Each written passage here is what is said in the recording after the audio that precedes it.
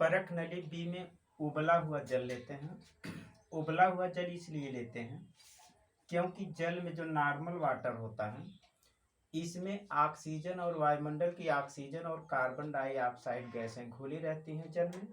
तो जल को जब उबाल देते हैं, अच्छी तरह से जल उबाल देते हैं, तो जल में घुली हुई ऑक्सीजन और कार्बन डाइऑक्साइड गैस ये जो होती है या अन्य वायुमंडल की गैसें जो जल में घुली होती हैं वो गैस के रूप में जल को उबालने पर वायुमंडल में चली जाती हैं। गैस में क्या, जल में क्या होता है, ऑक्सीजन तथा अन्य गैसें नहीं होती हैं, इसलिए जल को उबालते हैं। बी वाली परख नली में उबला हुआ जल लेते हैं। पहले से लोहे की कील इसमें ले रखी है हमने। फिर क्या करते हैं, आधी लगभग आधी परख नली यानी कि पूरा ये जो कील है लोहे की ये जल में, उबले हुए जल में डूबी होनी चाहिए। लगभग आधी परख नली हम जल डाल देते हैं बी वाली परख नली में। अब जल के ऊपर तेल की कुछ बूंदें, तेल ऑयल की जो होती है कुछ बूंदें डाल देते हैं ताकि ये जो उबला हुआ जल हम लिए हैं उस जल के ऊपर पूरा एक तेल की एक परत बन जाए, इसलिए तेल की कुछ बूंदें डाल देते हैं। अब तेल की कुछ बूंदें डाल करके हम क्या करते हैं, इस परख नली को कॉर्क के ढक्कन से बंद कर देते हैं। इसके बाद हम परख नली सी पर विचार करते हैं। इस पर देखिए परख नली सी में हम क्या करते हैं, लोहे की कील, हमने कुछ लोहे की कील ऑलरेडी ले रखी है पहले से ही। और इसमें क्या होता है कि परख नली सी में हम क्या करते हैं, इसमें कैल्शियम क्लोराइड, निर्जल कैल्शियम क्लोराइड के कुछ मात्रा में हम परख नली में डाल देते हैं। किस परख नली में डालते हैं, सी वाली परख नली में डाल देते हैं। क्या डाल देते हैं, निर्जल कैल्शियम क्लोराइड की कुछ मात्रा हम क्या करते हैं, परख नली सी में डाल देते हैं। इसके बाद हम पूरी परख नली सी को क्या करते हैं, कॉर्क के ढक्कन से बंद कर देते हैं। अब पूरे देखिए परख नली ए, परख नली बी, परख नली सी को हम स्टैंड में छोड़ देते हैं, स्टैंड में फिक्स करके ये छोड़ देते हैं।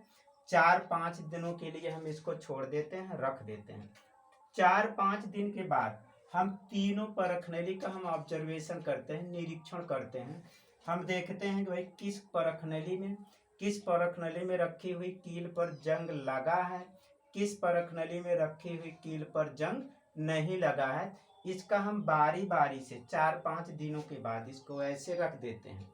4-5 दिन के बाद हम देखते हैं एक एक परख नली का हम ऑब्जर्वेशन करते हैं या निरीक्षण करते हैं। तो पहले हम ए परख नली पर देखते हैं। 4-5 दिन के बाद हम ए वाली पहली परख नली है जिसको हमने ए नाम दिया है, इसका निरीक्षण करते हैं। अब देखते हैं कि परख नली ए में रखी गई लोहे की कील पर लाल रंग कलर आ जाता है। क्या आ जाता है, लाल रंग का कलर आ जाता है। तो ये लाल रंग का कलर जो है यह लोहे की कील पर उपस्थित है, इसी को जंग कहते हैं। क्या कहते हैं, इसको जंग कहते हैं। लाल रंग का कलर हो जाता है, यह लाल रंग का कलर है। और इस पे ये कलर किसका है, फेरिक ऑक्साइड का। ये कलर किसका है, फेरिक ऑक्साइड का। Fe2O3 इंटू XH2O, ये फेरिक ऑक्साइड है। मतलब फेरिक ऑक्साइड ये हाइड्रेटेड है, इसमें क्या है, आयरन या लोहे के ऑक्साइड है और कुछ भाग इसमें जल है। तो ये पूरे हाइड्रेटेड फेरिक ऑक्साइड को क्या कहते हैं, जंग कहते हैं, इसको जंग बोलते हैं। और ये जंग लाल रंग का होता है जो परख नली ए में रखी गई लोहे की कील पर, कील की ऊपरी सतह पर ये जंग के रूप में दिखाई देता है। हम परख नली बी पर देखते हैं। बी परख नली बी में रखी हुई, इसका निरीक्षण करते हैं। परख नली बी में रखी हुई लोहे की कील पर कोई प्रभाव नहीं पड़ता। हमने जिस तरह से लोहे की कील शुरू में परख नली नंबर बी में रखी है, लोहे की कील 4-5 दिन के बाद भी क्या है, इस पर कुछ अंतर नहीं आया है। जैसे हमने रखा था सेम उसी तरह ये कील बनी है। इसका मतलब इस पे जंग नहीं लगा है। मतलब ये हुआ कि ये जैसे के तैसे, इसका ऑक्सीकरण, लोहे का ऑक्सीकरण नहीं हुआ है। यहाँ लोहे की कील का ऑक्सीकरण नहीं हुआ है, यानी कि यहाँ जंग नहीं लगा है। अब हम देखते हैं परख नली सी पर, इसमें भी हम देखते हैं 4-5 दिन के बाद इसको भी हम देखते हैं कि क्या होता है। परख नली सी में रखी गई लोहे की कील पर कोई प्रभाव नहीं पड़ा है। ये जैसे हमने मार्केट से ला करके इसमें रखा था, परख नली में रखा था, वो कील सेम टू सेम वैसे पड़ी हुई, यानी कि यहाँ भी कोई जंग नहीं लगा है, यहाँ भी लोहे का ऑक्सीकरण नहीं हुआ है। लोहे के ऊपर ferric oxide hydrated ferric oxide नहीं बना, यानी कि जंग नहीं लगा है। अब देखिए हम तीनों पर विचार करते हैं। परख नली ए में रखी गई लोहे की कील 4-5 दिन के बाद क्यों इस पर जंग लग जाती है। परख नली बी में रखी गई लोहे की कील पर 4-5 दिनों के बाद भी जंग नहीं लगता है।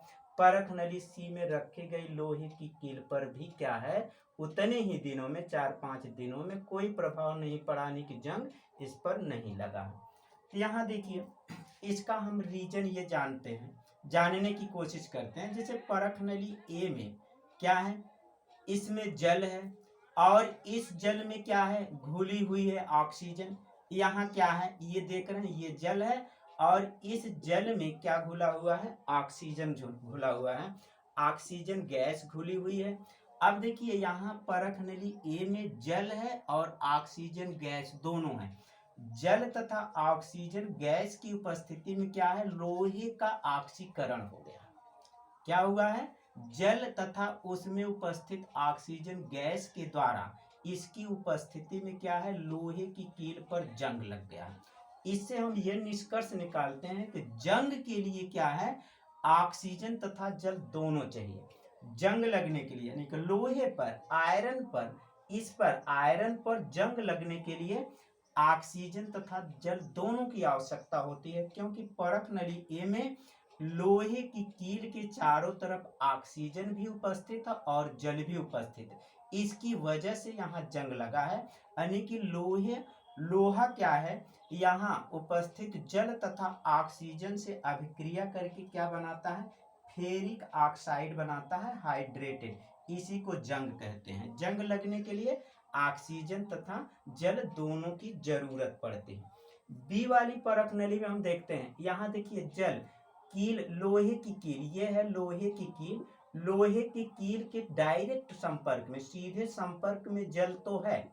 यहाँ देख रहे हैं लोहे की कील के सीधे संपर्क में जल है, लेकिन इस जल में ऑक्सीजन नहीं है। यहाँ इस जल में ऑक्सीजन अनुपस्थित है, लेकिन यहाँ पर ऑक्सीजन है, यहाँ पर ऑक्सीजन है। यहाँ तेल की परत है, ये तेल की परत ये इस ऑक्सीजन को जल में घुलने से रोक देती है। इसका मतलब यहाँ कि इस जल में ऑक्सीजन उबाल दी है, जल नहीं था, और जो यहाँ वायु में ऑक्सीजन, वो ऑक्सीजन तेल की परत की वजह से जल में घुलने नहीं पाया। कहने का मतलब केवल यहाँ जल है, यहाँ देख रहे हैं ये यहाँ केवल जल है, ऑक्सीजन अनुपस्थित है, यहाँ ऑक्सीजन नहीं है। ये लोहे की कील जो बी में रखी गई है, परख नली बी में, वह ऑक्सीजन के संपर्क में सीधे नहीं है, बल्कि ये केवल जल के संपर्क में सीधे है। अब ऑक्सीजन नहीं है, केवल जल है, तो केवल जल उपस्थित होने की वजह से, ऑक्सीजन न होने की वजह से क्या है, इस लोहे की कील पर फेरिक ऑक्साइड का निर्माण नहीं हो पाया है। यहाँ देखिए ये लोहे की कील है, सीधे ये जल से संपर्क में, लेकिन ये लोहे की कील ऑक्सीजन के संपर्क में नहीं है। ऑक्सीजन के संपर्क में न होने के कारण ये क्या होता है, फेरिक ऑक्साइड का निर्माण नहीं कर पाता है। फेरिक ऑक्साइड अगर निर्माण नहीं होता है तो ये क्या होता है, इस पर जंग नहीं लगता है। तो यहाँ जल है लेकिन ऑक्सीजन नहीं है, सिर्फ जल है, ऑक्सीजन नहीं है। ऑक्सीजन न होने की वजह से इस पर जंग नहीं लगा है। केवल जल पर्याप्त नहीं है लोहे पर जंग लगने के लिए। आइए परख नली सी पर हम विचार करते हैं। परख नली सी में आप देख रहे हैं ये है निर्जल कैल्शियम क्लोराइड, यानी कि ये क्या होता है, इस परख नली में वायु है, वायु में क्या है, वायु में जो नमी थी उसको ये निर्जल कैल्शियम क्लोराइड, ये क्या होता है, निर्जल कैल्शियम क्लोराइड का गुण होता है, यह जल वाष्प को, यानी कि नमी को ये एब्जॉर्ब कर लेता है अवशोषित कर लेता है। अवशोषित करने के बाद यहाँ जो वायु है उस वायु में केवल ऑक्सीजन गैस बचती है। इस वायु में क्या है, ऑक्सीजन गैस बचती है तथा अन्य गैसें होती हैं, लेकिन इसमें मॉइस्चर या नमी नहीं होता, यहाँ जल की मात्रा नहीं होती है। तो यहाँ ऑक्सीजन भले है लेकिन जल नहीं है। जल की अनुपस्थिति में इस लोहे की कील पर जंग नहीं लगा है। जल की अनुपस्थिति में लोहे की कील पर क्या है, कोई प्रभाव नहीं पड़ा है। इसका मतलब यहाँ है कि देखिए यहाँ ऑक्सीजन तो है लेकिन यहाँ जल नहीं है। जल न होने की वजह से ये लोहे की कील का ऑक्सीकरण नहीं हुआ, लोहे पर जंग नहीं लगा हुआ। यहाँ देख रहे हैं, यहाँ जल है लेकिन यहाँ लोहे की कील के सीधे संपर्क में, डायरेक्ट संपर्क में जल है लेकिन ऑक्सीजन नहीं है और जंग नहीं लगा है। यहाँ देख लीजिए, लोहे की कील के सीधे संपर्क में ऑक्सीजन है लेकिन जल नहीं है, तो भी जंग नहीं लगा है। इस तरह से हम ये निष्कर्ष पर पहुंचते हैं, भाई यहाँ देखिए ऑक्सीजन भी है और जल भी है तो जंग लगा है। यानी कि ये क्या होता है, ऑक्सीजन, लोहा जो होता है वो ऑक्सीजन, यहाँ देख रहे हैं कि ऑक्सीजन है और जल दोनों उपस्थित है। लोहा ऑक्सीजन और जल दोनों से अभिक्रिया करके जंग बनाता है, जिसका रासायनिक नाम क्या है, फेरिक ऑक्साइड हाइड्रेटेड। यहाँ ऑक्सीजन भी है, जल भी है, इसका ऑक्सीकरण हुआ यानी कि लोहे की कील पर जंग लगा हुआ है। और यहाँ देखिए क्या है, जल तो है लेकिन ऑक्सीजन नहीं है। जल भले उपस्थित हो, ऑक्सीजन अनुपस्थित है। ऑक्सीजन की अनुपस्थिति में लोहे का ऑक्सीकरण नहीं हुआ, लोहे पर जंग नहीं लगा है। यहाँ देख लीजिए ऑक्सीजन तो है, ये लोहे की कील सीधे ऑक्सीजन के संपर्क में है लेकिन इस परख नली में जल नहीं है। जल को निर्जल कैल्शियम क्लोराइड एब्जॉर्ब कर लिया है, वाष्प को, जल वाष्प को, नमी को। और यहाँ ये लोहे की कील सीधे वायु के संपर्क में तो है लेकिन जल के संपर्क में नहीं है। जल के संपर्क में न होने के कारण यहाँ लोहे की कील का ऑक्सीकरण नहीं हुआ, यानी कि लोहे की कील पर जंग नहीं लगा है। इस तरह से हम इस निष्कर्ष पर आते हैं कि लोहे पर जंग लगने के लिए ऑक्सीजन तथा जल दोनों की आवश्यकता होती है। लोहे पर जंग लगने के लिए ऑक्सीजन तथा जल दोनों की आवश्यकता होती है। इन दोनों में से अगर एक भी अनुपस्थित है तो लोहे पर जंग नहीं लगेगा, यानी कि ये दोनों की अनुपस्थिति अनिवार्य है। अगर ऑक्सीजन है, जल नहीं है तो जंग नहीं लगेगा। अगर जल है लेकिन ऑक्सीजन नहीं है तो जंग नहीं लगेगा। इस तरह से हम कह सकते हैं कि लोहे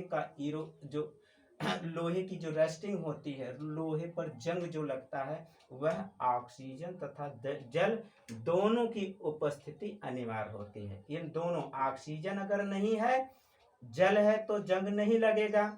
जल है, जल नहीं है, ऑक्सीजन है तो जंग नहीं लगेगा। दोनों की उपस्थिति अनिवार्य है। लोहे पर जंग लगने के लिए इस तरह से हम कह सकते हैं कि लोहे पर जंग लगने के लिए ऑक्सीजन तथा जल दोनों अनिवार्य होते हैं। ठीक है, थैंक यू।